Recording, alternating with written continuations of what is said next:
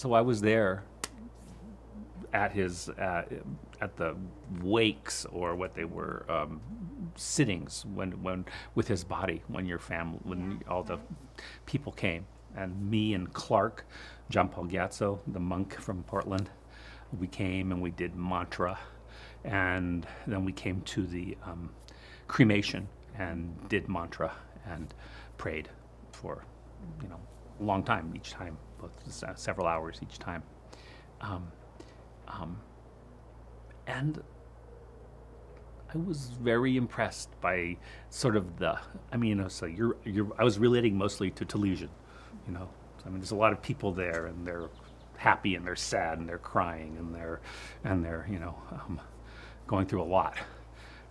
But mostly I was trying to relate to Taliesin, because you're doing mantra and you're doing mantra for that person.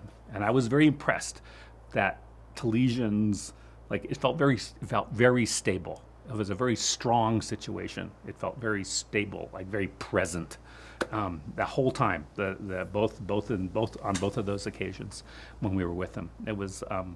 I've been with other dead people, and noticed a lot more turmoil in the ether. This was it was a noticeably interesting experience, because it was so present and stable and a good feeling. I think this whole story is the story of Taliesin, and it's the story of Getse Rinpoche. It's the having an intercessor like that it's actually possible to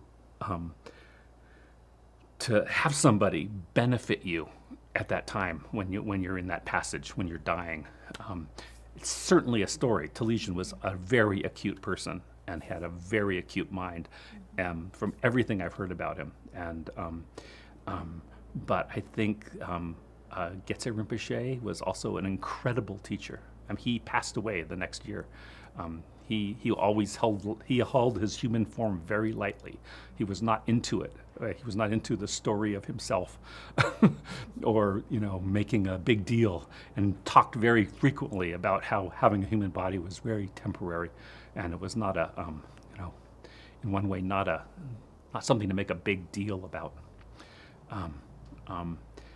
But he had that power. He had the power to actually connect with Taliesin in the Bardo, and to guide him in the Bardo, and to connect with that acuteness, that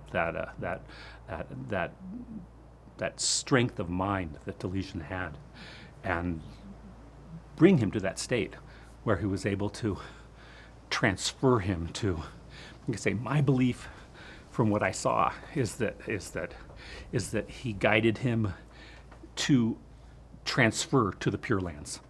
That's when I after that, because I also, not only was I there when in Portland for those occasions, but the day of the rainbow, I happened to meet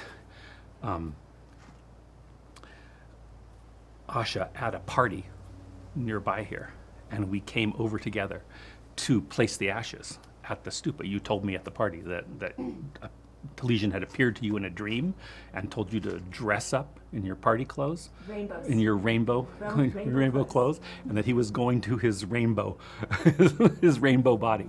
And I thought, okay, great, I'm there for that.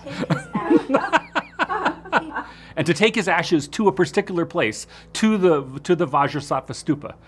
And at the time, she did not know where the Vajrasattva stupa was, or that there was a Vajrasattva stupa. This was information that he had communicated to her in a dream. And we came together. It's just, the party was just a mile from here. And we came together, and we came to the Vajrasattva compound. And luckily I came, because she had no idea where the Vajrasattva stupa was. We did some circumambulations around Vajrasattva, and then And then we went back to the Vajrasattva stupa, which is oddly placed in a sort of outside of the compound itself, right behind the Vajrasattva statue. Yeah, almost like you wouldn't know it was there unless you knew it was there. That's right. It's like, and all this time at the party had been nice but cloudy and windy, and then it started to rain, and it was really raining. It was really kind of quite a good little rain was falling, and it was gray. And we walked around and we placed the ashes on the Vajrasattva stupa, and then we came back around to the front of the Vajrasattva statue, and we did like circumambulations around the stupa for a little bit after we placed the ashes. And we came back around the front, and there was a gorgeous rain of flowers, which is another kind of Buddhist sign. It's when rain's falling out of the sky in very big drops, and the sun shines down through the, underneath the clouds, and each drop is illuminated. So like you're having this beautiful experience of big raindrops splashing down, each one illuminated with like late afternoon light. It was very lovely. And so as soon as we got back around the front of the statue, this rain of flowers happened as we were all standing there. And it was like, and I told her at the time, this is a very good sign. This is what is auspicious. We didn't see the rainbow. We didn't see the rainbow itself. The rainbow was seen by Malcolm, and he took the picture of it. He was coming around from the same party. He was coming around. He took the picture, and it must have been just about the same time, because it was that point at which the sky was like, there was light in the sky. There was and the rainbow appeared. And he helped build the stupa. Yeah, yes, he was a worker on that stupa. He was a worker on many things here. So yeah. So it was that quite, like, say, even though we didn't see that rainbow ourselves, we did have a very lovely and auspicious experience at that point.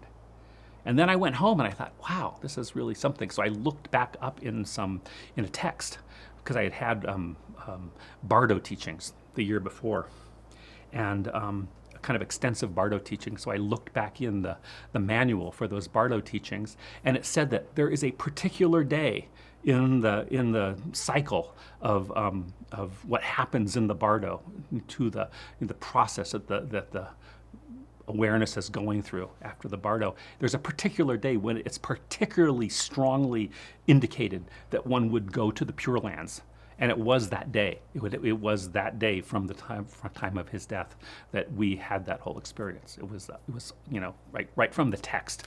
It was that day in which the Pure Lands are in a very immediate, available aspect.